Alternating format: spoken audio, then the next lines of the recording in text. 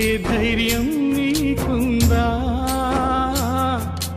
తీర్పు దినమునందున ఆయన ముందు నీవు నిలిచే ధైర్యం నీకుందా? నిలిచే ధైర్యం నీకుందా?